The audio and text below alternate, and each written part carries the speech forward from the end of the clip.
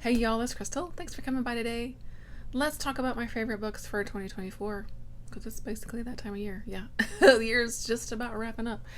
It is the day after Christmas here as I'm filming this, so really just a few days left of the year, and I'm pretty set with my list here. Could a book come and knock something out of the list? Of course it can, but I also have to take time to record when I can. So I've got my list narrowed down to a top 15, which I think is pretty good. Pretty good.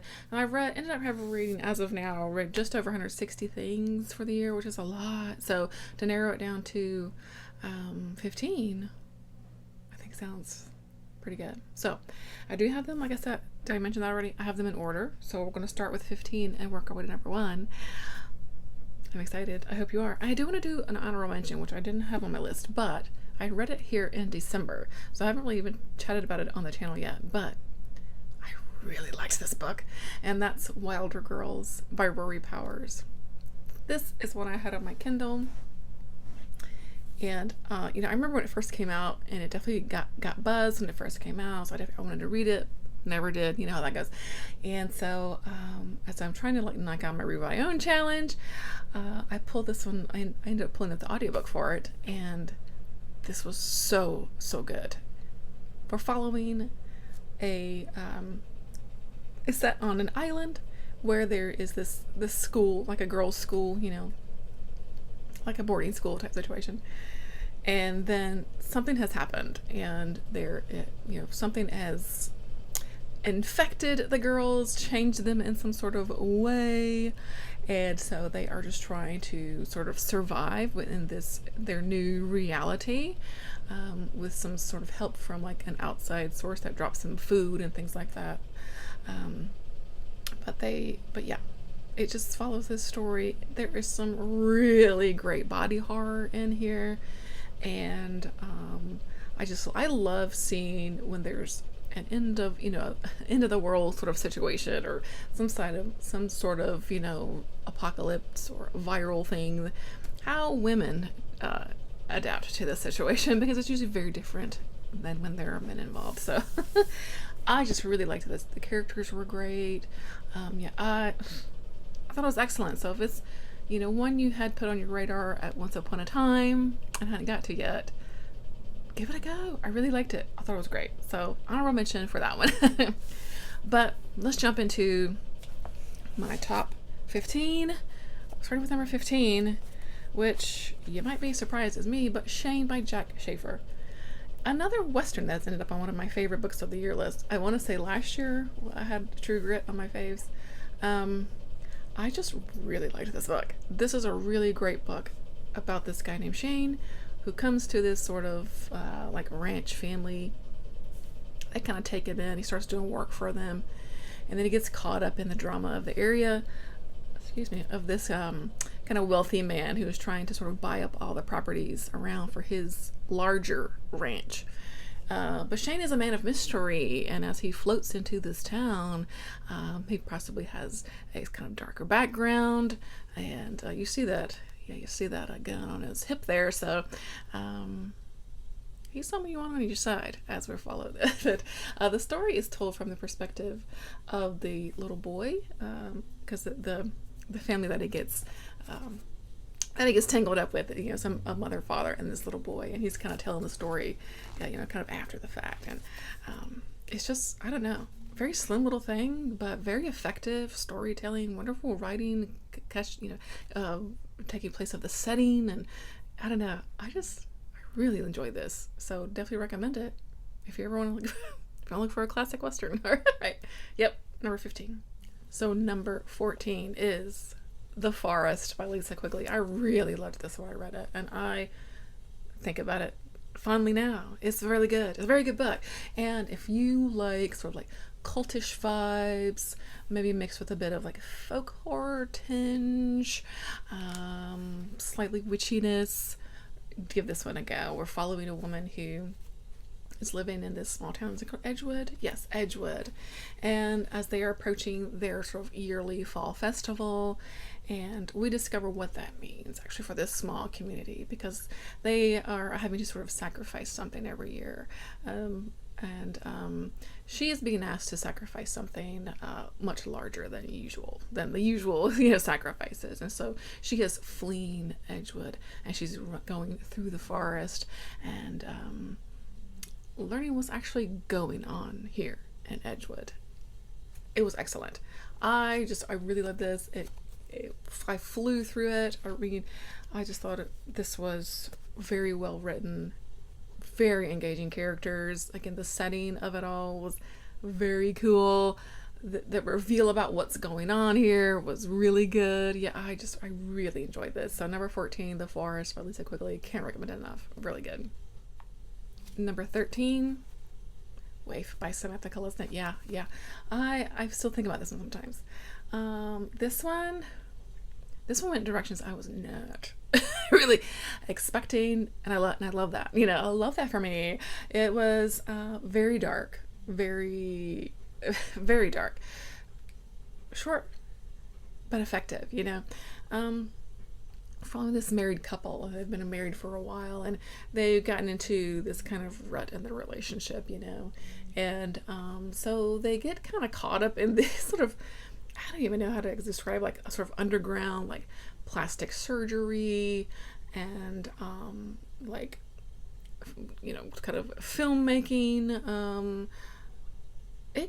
It goes from there. Like I said, it gets really dark, and I thought this was excellent. You like to follow this woman as she just gets in deeper and deeper and deeper into a life that she definitely probably didn't even know existed at one point. It's good, gritty, dark. I really loved it. Waif, Samantha Kolesnik. Okay, number 12. Absolute surprise to me how much I ended up loving this book.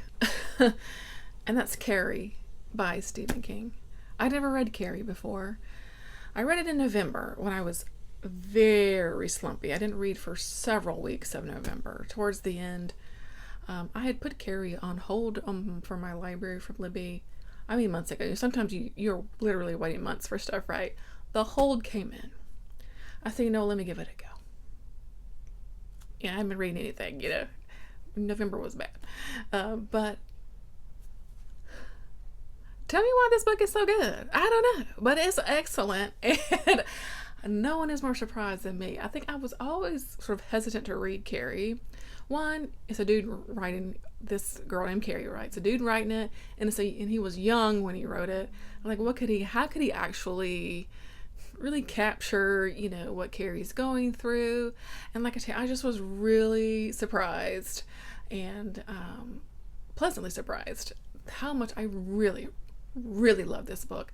Also, it's a Stephen King book, which if you've been around here any while, I'm hit or miss with Stephen King. I will hate a book as much as I love a book. So, so this, I'm very happy to say, has fallen into the I loved this category for King. But yeah, I just, wow. I've seen the movie a million times, right? But it is definitely something about the storytelling of this, reading, listening to the audiobook, and this was just narrated by Sissy Spacek.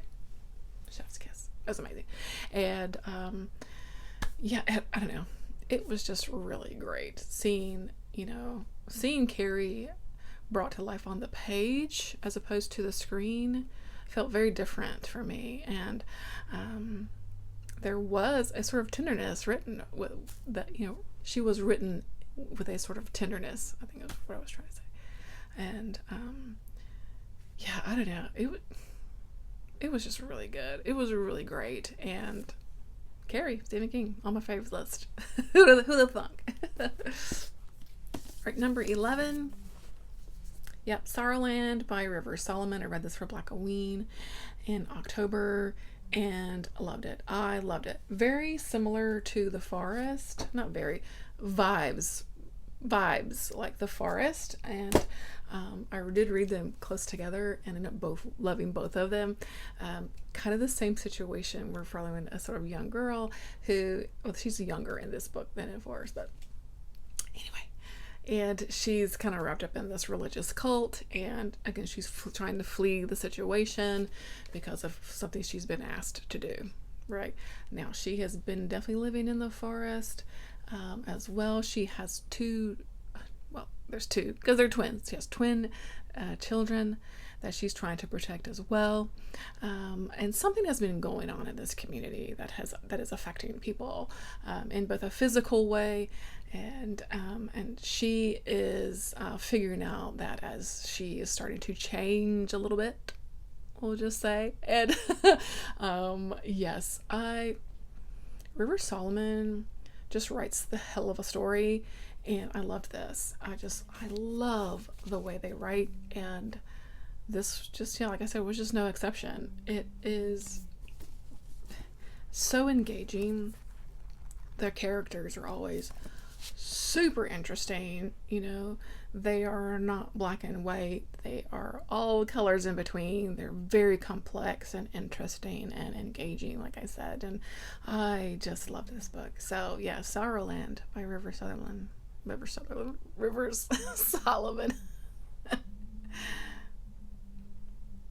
Sorrowland by Rivers Solomon. All right, we're into our top 10. Number 10, Lanny by Max Porter. I read this during Shorty September. I love this book. It is both a delight and a heartbreak. It is a roller coaster ride of emotions as you're going through this book. It is separated into 3 parts, I think it was, and we're following sort of a few different people. One of which is our title character here, Lanny, who's a small boy who moves to a sort of small village town with his parents, and he's an awkward, he's a sort of awkward, strange little kid who just kind of lives, lives life to his own beat, right?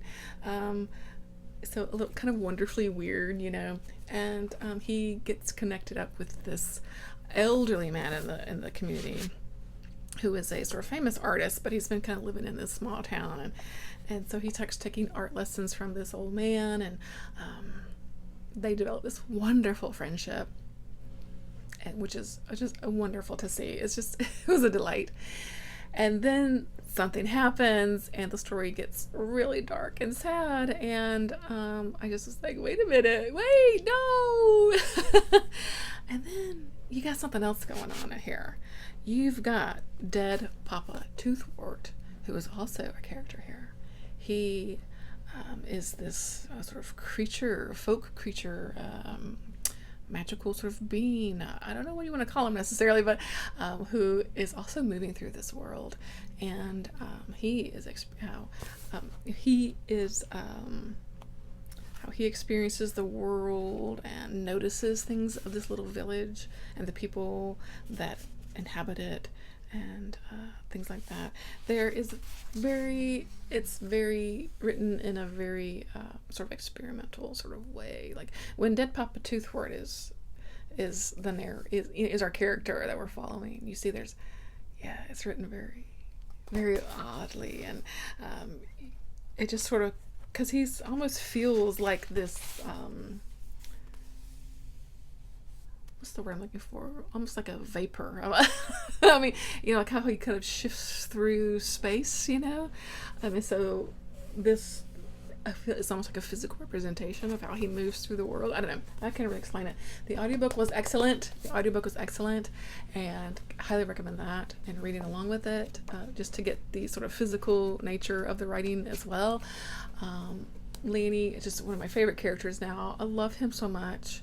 And this was just, I don't know, it's just a delight. I don't know how else to explain it, then I loved it. So, Lanny by Max Porter. So good. Number 9. I read this one earlier in the year, I think. Was All the Sinners Bleed by S.A. Cosby. He's knocked it out of the park again. Yeah, knocked it out of the park again. So this one, we're following a sheriff in a small town of Virginia. He's the very first black sheriff of the area. Small town, like I said. So definitely has some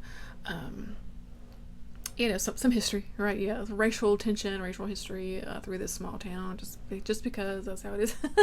And our story opens up, and a school teacher has been murdered by a former student, and that really just starts the ball rolling for I think his name's Titus, our sheriff, investigating what's going on, and not family, but like town secrets. Religion starts coming into play. Secrets, dark secrets, yeah. As usual too, S.A. Cosby doesn't hold back on like the violence that this very real, it's a very real violence that, a lot of these communities face sometimes. But also just the hold that certain people have over small towns. I'll leave it at that, because if you like just a good like crime stuff, I mean, S.A. Cosby is amazing. This one wasn't my favorite so far I've read by him. Maybe, I don't know. It's good. It's excellent. So All the Sinners Bleed, absolutely.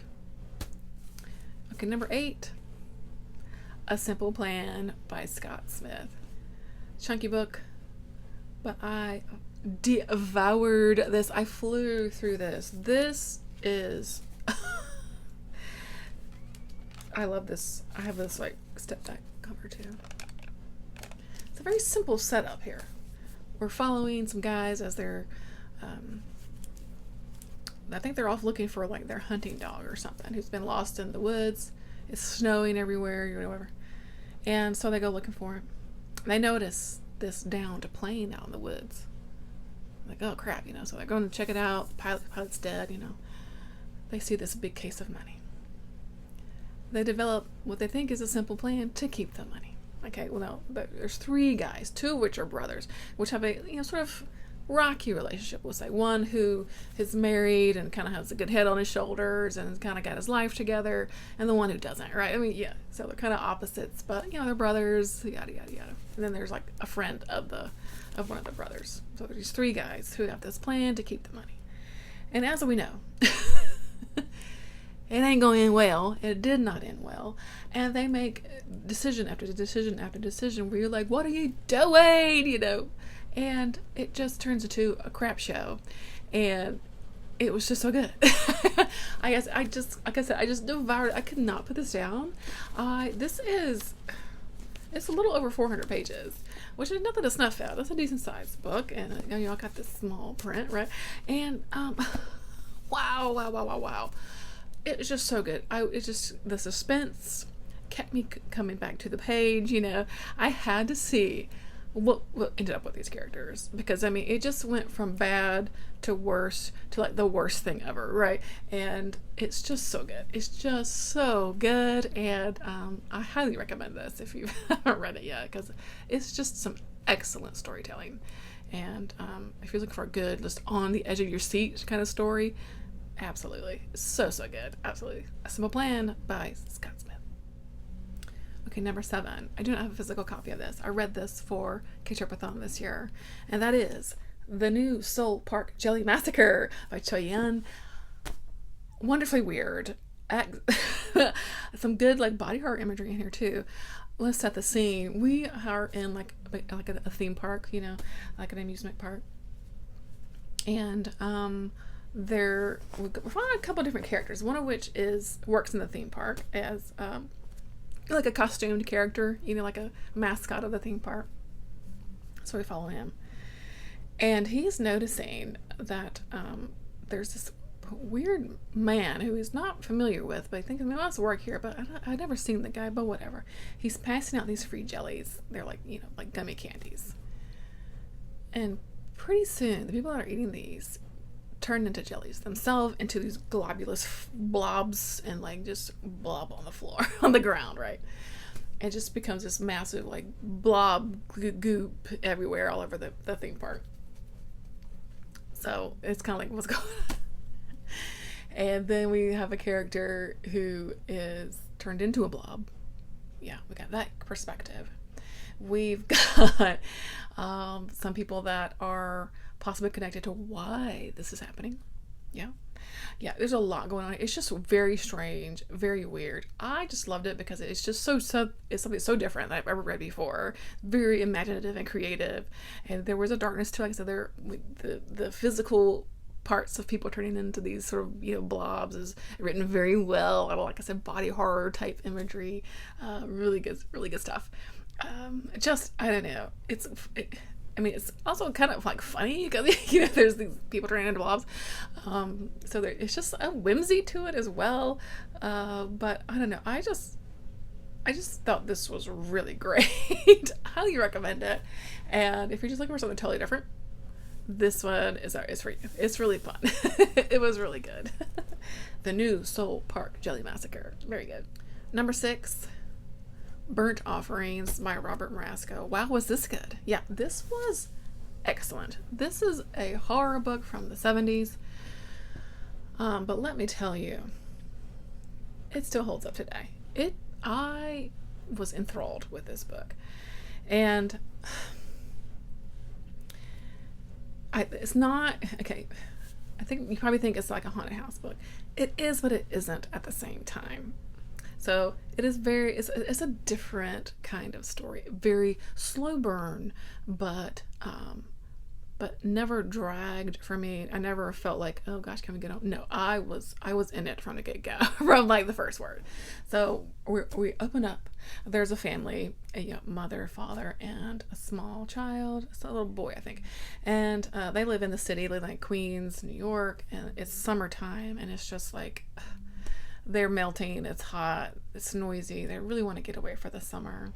And so the wife, basically answers this ad to escape the city life, head out, I don't know if it's like Long Island or something, I'm not really sure, but to a coastal kind of area.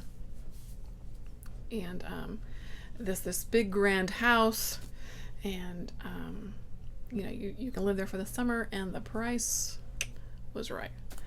It was very inexpensive. Red flag. But anyway, so they go check it out, and the father's a little skeptical, but the wife kind of wears him down a little bit, like, come on, we need this. It's we got to get away, yada yada yada. And so they end up staying there for the summer. There is a stipulation, however, when they get there for to be interviewed and stuff. It's by a brother and sister kind of duo. And we'd love you to stay here. You guys are great. You seem like perfect, a perfect family to have here for that summer. One thing, our mother lives on the end of a wing, essentially. And just while you're here, can you just take her some meals? That's all you gotta do. You won't ever see her. She keeps to herself. She's really quiet. Just take her, breakfast, lunch, dinner. Leave it outside the door, and she'll pick it up. That's all you gotta do. It's nothing, right? Because look at this house. It's amazing. Yeah. And they're like, yeah, I guess we can do that. Sure. Okay. So red flag number 2. Anyway, the story goes from there, as really this house itself is a character, because there is something going on in this house. All right. Possibly having to do with that old lady behind the door, right? Yeah. So as we really follow the mother in particular, as she just becomes really wrapped up into this house, in a very obsessive way, almost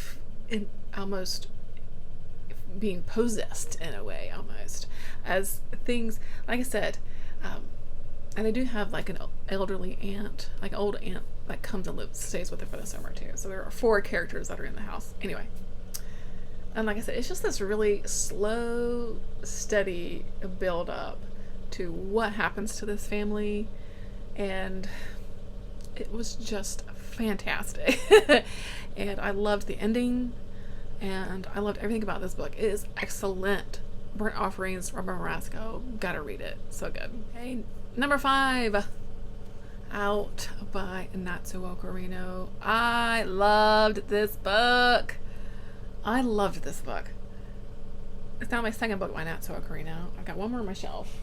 I'm going to try to read it next year. But I just...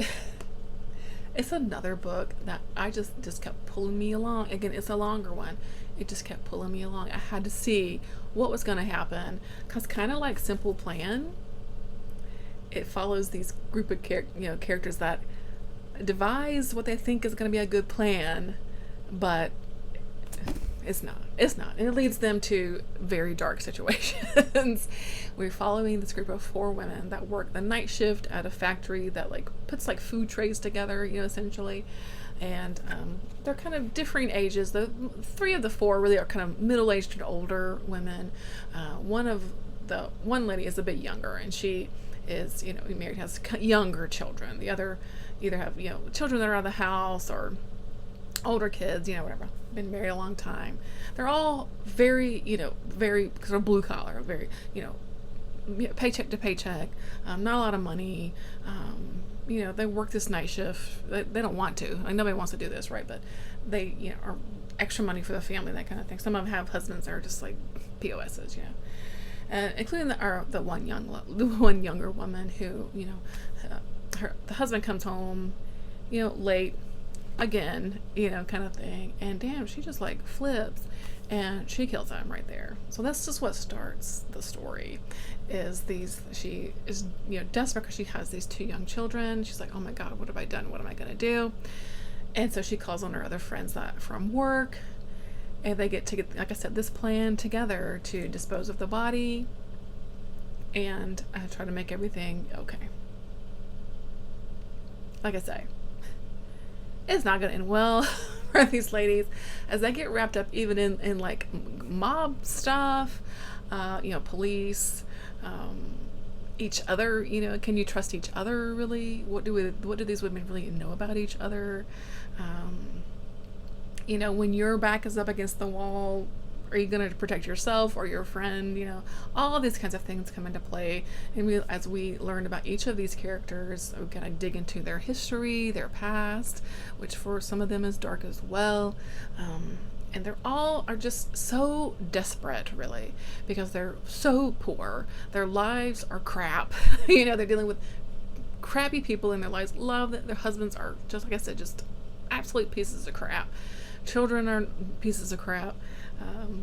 Caretaking for an elderly mother-in-law, one of the ladies is, who is like bedridden, and she can't even like wipe her own butt, stuff like that. Like, these women are dealing with a lot of crap, and yeah, without going, it's just it would take too long over here, but I love this. I loved seeing, like I said, the decisions that they made. What started out as a simple plan, really kind of like the other book, but it really wasn't, and I just thought it was excellent. I love Natsuo Karina, and can't wait to read more. And again, this was close to about 400 pages too, but it was very compelling for me, and I ate it up, loved it. Out by Natsuo Karina. Number 4, I read this in January, The Reformatory by Tananarive Due. This is excellent. This is a wonderful piece of work here, and I think very necessary. I think everyone should read this book. It is a historical setting. What was the year? Does it say 1950 in Florida? And we're following this sort of young black boy who basically, because it's 1950s in Florida, there's racial tensions going on, through something that happened with him and his sister and this white guy in their little small town. He is sent away to a reformatory. He's like 11. I mean, what the hell? Anyway, so he is sent to this reformatory. Really more of a political move, because things I don't want to say too much, but anyway, and we follow him as he's in the reformatory, and we meet up some other boys that are living there, and Tananarive Due is a horror writer, so perhaps there is something else going on here, some other spirits alive in this reformatory, as this poor boy is just, I mean, what goes on here is horrendous, of course, and awful, and they're just young children, and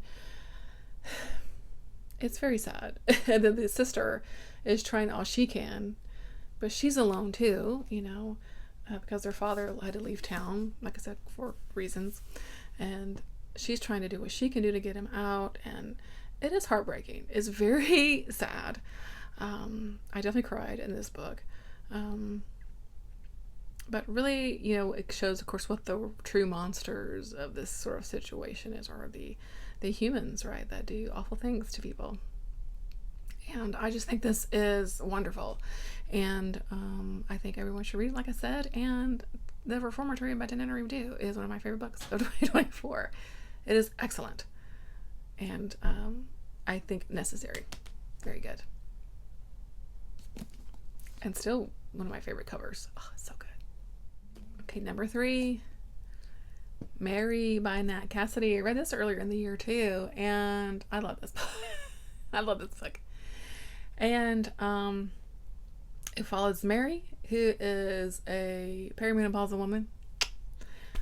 So as am I. And she's living a sort of nice, quiet life until she's not, and she gets fired from her job in New York City, I think. Does it say here?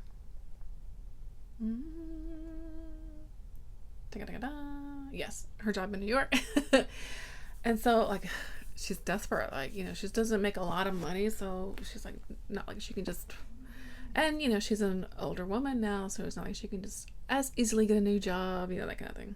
I think she works like a bookstore or something. Anyway, so she goes home. I love that trope. I've mentioned that here, when someone, like, sort of reluctantly has to go back home. I love that.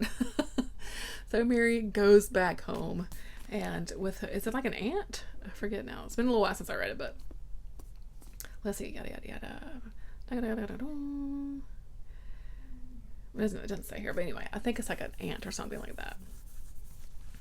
And as I said, she is dealing with, you know, sort of being premenopausal, and you know, different changes going on in her body, and her what's the word I'm looking for? Everything, I guess. Everything, really. Everything.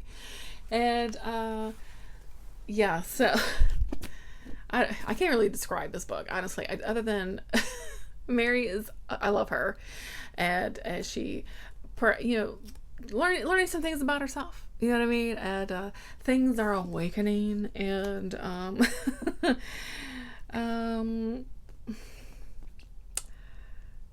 her experiences, I don't even know how to get out of that.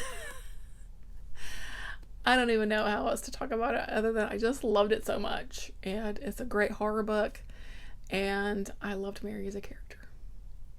That's all I'm going to say. I just want you to read the book, because it's really fantastic. Mary by Nat Cassidy. Okay, in at number 2. Cat's Eye by Margaret Atwood. Whoa, I love this book. Yeah, obviously, number 2. Another slightly chunky one.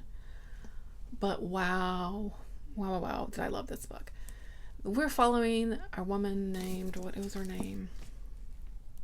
Elaine. Yes, Elaine. And she is a sort of famous artist, like a painter. And she is coming back home again for a retrospective of her artwork in Toronto, I think. I think she has since moved to like the west coast of Canada. It's like the Vancouver area. Yeah, so she's coming back to like the Toronto area, which is where she grew up. Like I said, for a retrospective of her art. So she's, again, another kind of middle-aged woman here, Elaine, and we go back and forth in time to her life as a kid growing up in this town that she grew up in, and particularly as it pertains to a sort of group of girlfriends, one in particular. So a lot in here about like girlhood friendships, how they can be wonderful but also really toxic, you know.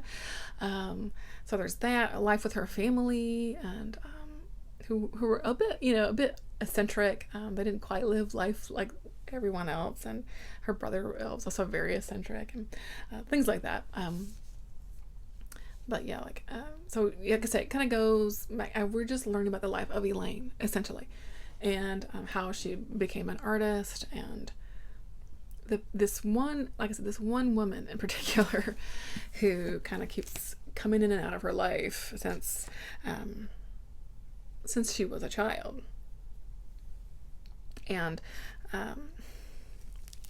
And so she's also, like I said, as a retrospective of her work, she's also, I think, kind of having this sort of retrospective of her life. How did she end up here, kind of thing, and the life that she currently has. And again, remembering that, again, that one girl who was a friend, was not a friend. I don't know. I feel like this really put a finger on girl friendships, women friendships, how they could be, like I said, really wonderful, but also really not wonderful. And I don't know. I can't really explain it because it's the life of this woman, but I loved every word on this page. I love Margaret Atwood. I think you guys know that here. And I loved this book. I loved, again, getting into the head of a woman who, again, was, closer to my age. She's a middle-aged woman and just trying to live her life. Can she just live her life, please? Margaret Atwood just writes a hell of a character. And she felt so real in my mind. And, like, I wanted to know her, and I feel like I'm bumbling because I don't really know what to say other than I loved this book. I loved this character. And I love the exploration of the life that Margaret Atwood gave her. It's just stunning. Loved it. Number 1, I Who Have Never Known Men by Jacqueline Harpman. This story knocked my socks off. It knocked my socks off. I loved it. I still think about this book. I want to reread this book.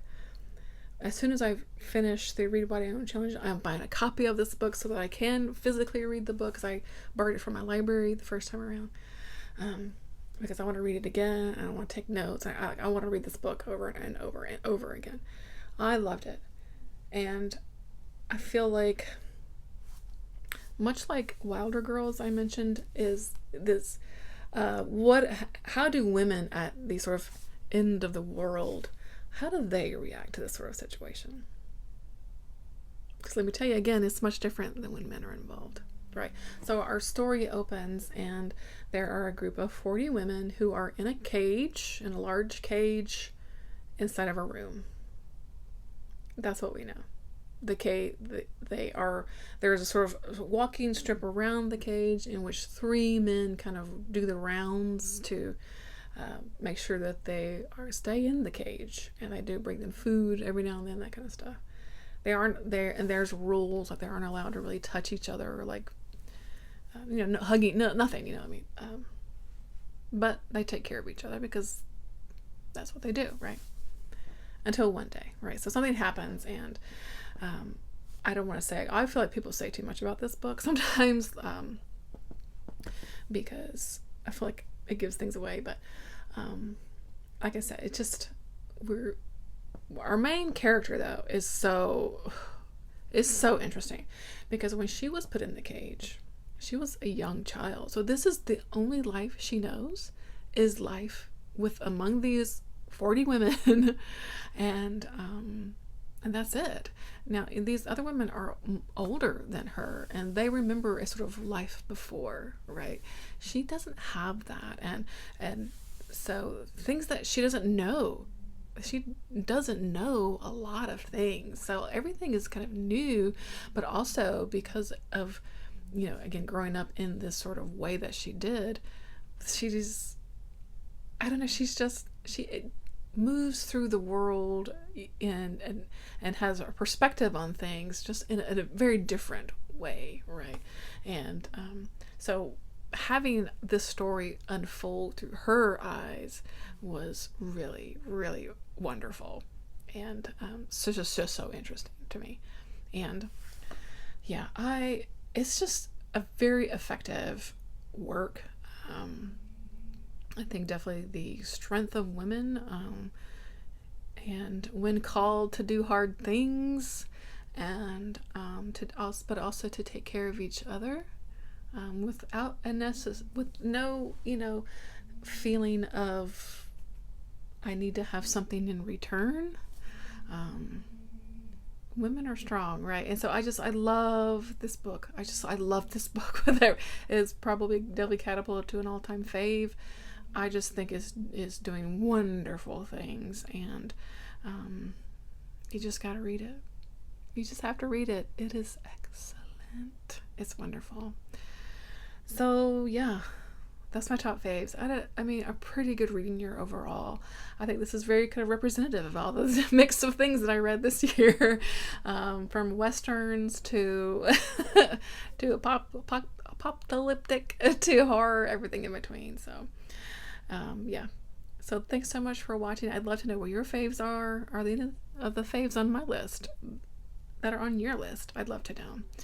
And thanks for watching. As always, I hope you're doing well, and I'll catch you in the next one. All right, bye.